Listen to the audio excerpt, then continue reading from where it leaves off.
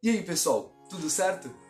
Bom, hoje eu quero iniciar uma nova série aqui no canal, onde eu vou falar sobre os principais mártires da história da igreja, os verdadeiros heróis do cristianismo que entregaram suas vidas pela causa cristã. Eles imitaram a Cristo não só em suas vidas, mas também em sua morte, entregando sua vida por aquele que é a própria vida, como diz o apóstolo João, e tornando-se reais testemunhas do Filho de Deus. A própria palavra mártir em grego significa justamente isso, testemunha. Testemunha daquele que é a fonte de toda a eternidade. O nome para essa série é justamente para descrever o estado em que esses mártires estavam, entre a morte e a glória.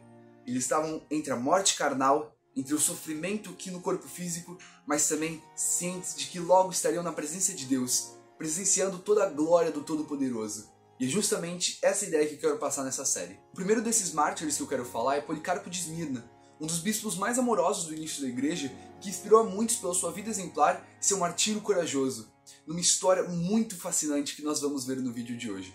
Mas antes de tudo, deixe seu like e se inscreva no canal porque me ajuda muito a continuar esse tipo de vídeo.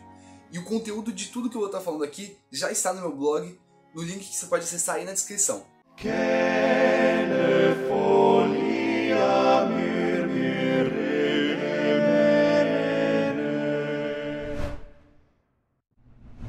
Policarpo nasceu no ano 69 numa família cristã da alta burguesia de Esmirna. E como contam cristãos das décadas seguintes, ele foi discípulo do apóstolo João, sendo diretamente ordenado por ele bispo de Esmirna, como conta Jerônimo.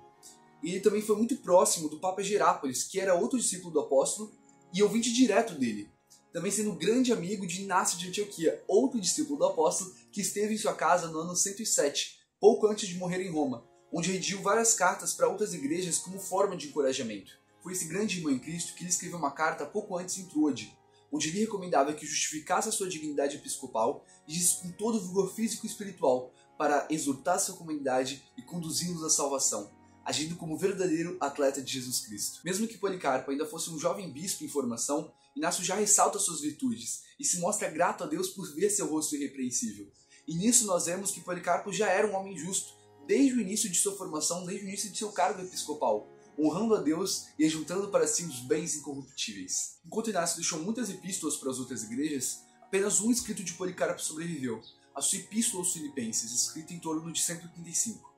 Nela, Policarpo se concentra na vida diária dos crentes e em como eles podem viver retamente, uma preocupação essencial para o ministro do Senhor, ainda mais naquela época. Ali ele instrui a paciência e a caridade como virtudes para se afastarem dos pecados, pois, como ele diz, todo aquele que permanece nessas virtudes, este cumpriu os mandamentos da justiça. O jejum e a oração constantes são recomendados para que as heresias e tentações não dominem sobre os crentes, tornando-se de fato como Inácio recomendou em sua carta, uma bigorna resistente contra os golpes de martelo dos hereges. É importante lembrar que nessa época uma heresia muito popular era o docetismo, uma heresia meio gnóstica que negava a real encarnação de Jesus Cristo, afirmando que ele era apenas uma aparência, que ele era apenas um espírito divino que aparentava ser humano. É uma heresia meio complicada que eu pretendo explicar melhor no vídeo futuro. Mas por enquanto nós podemos saber que o apóstolo João já havia combatido tais hereges em suas cartas pastorais, inclusive chamando de anticristo todo aquele que nega a real encarnação de Jesus Cristo. E Policarpo não teme imitar seu mestre.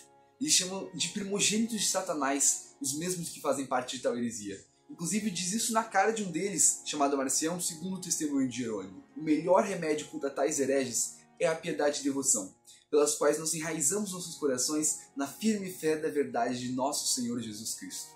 Um trecho muito bonito de sua carta é logo no primeiro capítulo, onde ele, falando sobre a fé dos filipenses no Cristo ressurreto, ele diz: no qual, embora não vejam, acreditem, e acreditando, regozijem-se em inexprimível alegria e cheios de glória, onde todos os homens desejam entrar, sabendo que pela graça vocês serão salvos, e não pelas obras, mas pela vontade de Deus, através de Jesus Cristo. Ele mostra como a conduta dos ministros do Senhor impacta em toda a comunidade, lamentando a hipocrisia de um dos presbíteros desviados, e também exortando contra a castidade, a pureza, o conhecimento das Sagradas Escrituras e o desapego ao mundo material, agindo como verdadeiro mensageiro do Senhor, e encerrando belamente, rogando a Deus Pai e ao nosso Senhor Jesus Cristo, o eterno Pontífice, que edifique os filipenses na fé e na verdade, em toda mansidão, gentileza, paciência, magnanimidade, tolerância e pureza, mostrando a sua fé inabalável. Policarpo se senta à guarda de toda a verdade e se mostra como verdadeiro eleito do Senhor perante a igreja e o mundo, num período muito conturbado onde os apóstolos já haviam morrido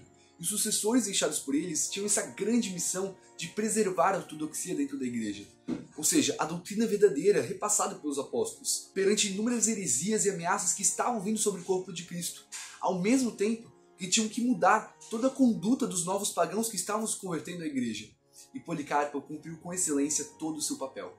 Esse excelente papel cumprido por Policarpo de Esmirna também foi cumprido pelos outros pais apostólicos, Clemente de Roma e Inácio de Antioquia, este último sendo lembrado por ele como um grande exemplo de homem que não se prendeu ao presente, mas visou as promessas eternas justamente por ter sofrido martírio, sem saber que poucos anos depois viria se tornar como seu saudoso irmão em Cristo. Um texto anônimo chamado Martírio de Policarpo viria a ser escrito pouco tempo depois de sua morte, corrido em torno do ano 155, e viria a ser transcrito por Eusébio de Cesareia lá no IV século, além de ter fragmentos citados por outros autores, como Irineu de Leão, o seu discípulo. Ele é o primeiro relato dedicado a um mártir cristão fora da Bíblia, baseado no que testemunhas oculares contaram, e os detalhes nele presentes mostram a virtuosidade de Policarpo, mesmo que em seus últimos momentos de vida. Durante a perseguição imposta pelo imperador Marco Aurélio, a quarta depois de Nero, vários cristãos já haviam sido levados e mortos, e Policarpo, ao saber que iria ser levado para o anfiteatro, não se perturbou. Pelo apelo de outros, foi levado a outra propriedade, mais distante da cidade. Ele ficou orando dia e noite por todas as igrejas do mundo até que chegasse a sua hora.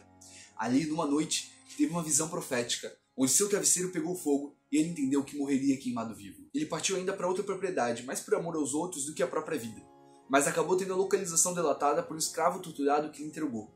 Ele foi perseguido como se perseguisse um bandido, e enfim encontraram um quartinho no andar de cima. Ele ainda podia ter fugido para outro lugar antes, mas corajoso como era, simplesmente aceitou que fosse feita a vontade de Deus, e entregou-se de boa vontade. Ele recebeu seus perseguidores como se recebesse visitas, deu para eles comida e bebida à vontade, pedindo que lhe concedesse apenas 1 hora para orar, e meio relutantes os soldados concederam. Mas essa 1 hora virou 2, e eles ficaram tão encantados com a sua oração fervorosa que se arrependeram de virem prender um homem tão velho e tão santo. Terminando de orar, ele os acompanhou, lembrando de toda a igreja em todo o mundo e todos os irmãos que ele conheceu. Herodes, o chefe de polícia, o intimou dizendo: "Ora, que mal há em dizer César é o Senhor e lhe oferecer incenso?" Policarpo se negou. Isso enfureceu tanto que ele lhe expulsou com violência, machucando a sua perna. Ele, entretanto, seguiu como se nada tivesse acontecido, entrando alegre no estado eufórico que o odiava e gritava contra ele. Ali ele ouviu uma voz dos céus dizendo: "Seja forte, seja homem." Justamente a voz de Deus lhe encorajando para que seguisse em frente sua missão de martírio. Diante do procônsul, foi intimado mais uma vez para que jurasse pela fortuna de César e bradasse abaixo aos ateus. Justamente porque os romanos entendiam que os cristãos eram ateus, por negarem seus deuses e adorarem um único Deus que sequer tinha representação. Policarpo, então, meio cabisbaixo, meio triste, olha para toda a multidão que o odiava e aponta: abaixo aos ateus. Eles eram verdadeiros ateus. Eles que negavam o verdadeiro e único Deus. A multidão então se enfurece ainda mais e pede pela sua morte. Herodes insistiu que ele amaldiçoasse a Cristo, e a sua resposta ecoa a nós até hoje: "Eu tenho servido a Cristo por 86 anos e ele nunca me fez nada de mal. Como posso blasfemar contra o meu Redentor? Ouça bem claro, eu sou cristão. Se quiser entender sobre o cristianismo, me escute um dia." Tentaram me assustar com as feras, e ele respondeu: "Pode chamá-las. Para nós é impossível passar do melhor para o pior, mas é bom mudar do mal para a justiça", se referindo a eles. Tentaram me assustar com fogo, então ele disse: "Me ameaça com fogo passageiro, que ignora o fogo eterno reservado aos ímpios em seu julgamento." Diz o registro que seu rosto estava repleto de graça, enquanto a multidão de pagãos e judeus bradava enfurecida contra ele, acusando-o de ser destruidor de deuses e pai dos cristãos. Queriam leões, mas como a temporada de férias já havia passado, foi ordenado que fosse queimado vivo, cumprindo a visão profética que teve. Ele mesmo se preparou para ser queimado, se despindo enquanto o povo preparava a pira. Queriam pregá-lo para que ele não fugisse da fogueira, mas ele respondeu: "Deixe assim. Aquele que me fortalece diante do fogo me dá forças para que eu permaneça imóvel diante da fogueira." Amarrado como um animal, diz o relato que ele parecia um cordeiro pronto para o sacrifício, holocausto agradável a Deus. Levantando os olhos aos céus, realizou a sua última oração, dizendo: "Senhor Deus Todo-Poderoso, Pai do teu Filho amado e bendito Jesus Cristo, Deus dos anjos, dos poderes, da criação de toda geração de justos, eu te bendigo por me teres julgado digno deste dia e hora, de tomar parte entre os mártires e do cálice de teu Cristo para a ressurreição da vida eterna, da alma e do corpo, na incorruptibilidade do Espírito Santo. Com eles possa eu hoje ser admitido à tua presença como sacrifício agradável preparado de antemão. Por isso e por todas as outras coisas, eu te louvo, bendigo e glorifico pelo eterno e celestial sacerdote Jesus Cristo, teu Filho amado, pelo qual seja dada a glória a ti, com ele o Espírito, agora e pelos séculos futuros. O fogo então foi colocado. As chamas cresceram e cresceram, mas não o consumiam. Ele não queimava. O cheiro que saía era cheiro como se fosse de um pão assado, como se fosse um incenso, um perfume muito agradável. O carrasco então pegou o seu punhal e esfaqueou até a morte várias vezes, jorrando tanto sangue que foi suficiente para apagar o fogo.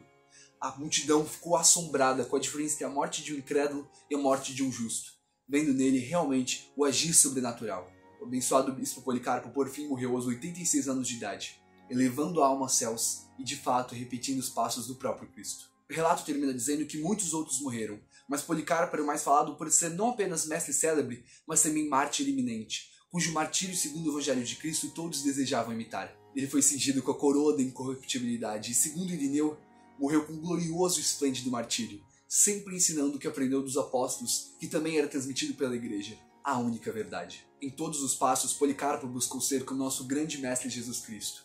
Ele viveu e morreu por causa da verdade, e nos inspira a não nos abalarmos pelas ofensas das autoridades, mas manter a fidelidade e devoção. Muitos outros vieram depois dele, e nós os estudaremos ao longo desses próximos vídeos. É isso. Espero que a história de Policarpo tenha encorajado vocês tanto quanto me encorajou. Não se esqueça de compartilhar esse vídeo com mais pessoas para que outros se inspirem na história desse grande mártir, que hoje está nos céus com o nosso Senhor Deus. Podem também comentar mais e mais nomes de outros mártires cristãos, sejam eles modernos ou antigos, e eu com certeza vou anotar para colocar em próximos vídeos. Todas as fontes vão estar aí na descrição. E também não deixe de acessar o post original, que tem mais detalhes que eu acabei não falando aqui no vídeo. Também não deixe de seguir o canal nas redes sociais, no Instagram, @ougrenote, e no Facebook, a página ougrenote, porque lá eu vou estar postando mais conteúdo original para vocês, e conteúdo que às vezes pode vir aqui pro canal, mas às vezes não. Então fique ligado. Deixe seu like, comente sua opinião e sugestão, porque para mim é um grande prazer ler o que vocês comentam. Bem-aventurados que são perseguidos por causa da justiça, porque deles é o reino dos céus. Mateus 5:10. Fiquem com Deus e até a próxima.